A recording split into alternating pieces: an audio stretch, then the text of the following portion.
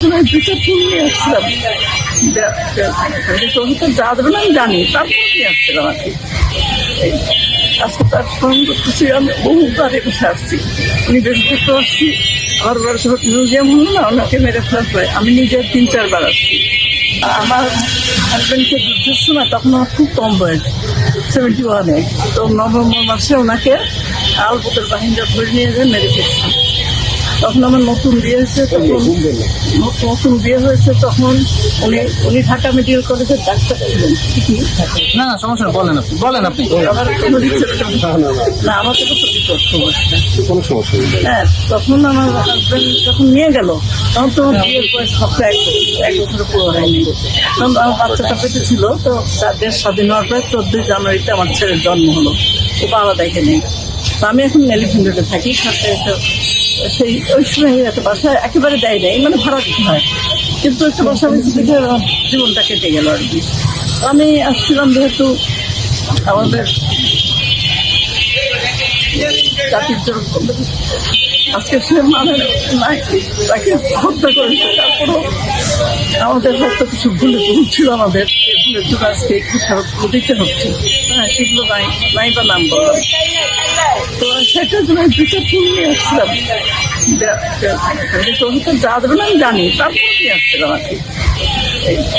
আজকে তার ফোন করতেছি, আমি বহুবারে বসে আসছি, উনি বেশ দেখতে আসছি, আবার মিউজিয়াম হলো না, ওনাকে মেরে ফেলার পরে আমি নিজে 3-4 বার আসছি। তার কোনো চিহ্ন তো নাই, শুধু একটা জায়গায় করছি। কিন্তু আওয়ামী লীগের পক্ষ থেকে তো তারা ভুল স্বীকার করছে না। তারা যারা ভুল করে না, তারা কি স্বীকার করে?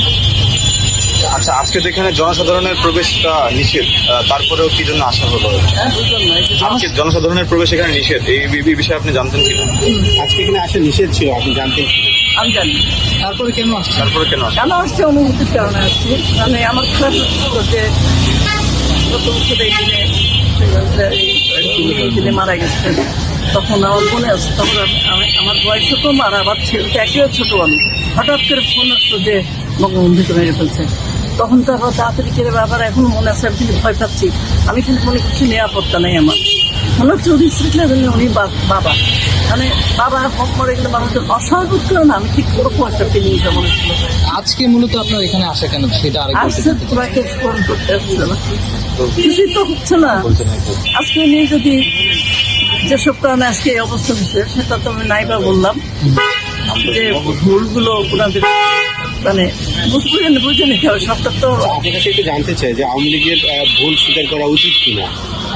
আচ্ছা, আপনার নাম আর পরিচয়টা তাহলে করে মানুষ, আমার মনে হয় আমি তো একেবারে, কিন্তু আমি অনেক ইয়ের সাথে জড়িত ছিলাম, এই পলিটিক্যাল সংগঠনের সাথে ছিলাম, সে কারণে কিছু হলো বুঝি আর কি। তাছাড়া আমার ভাইরা যারা রাজনীতি করতো একই রাজনীতি করতো, আমার সব ভাইরা।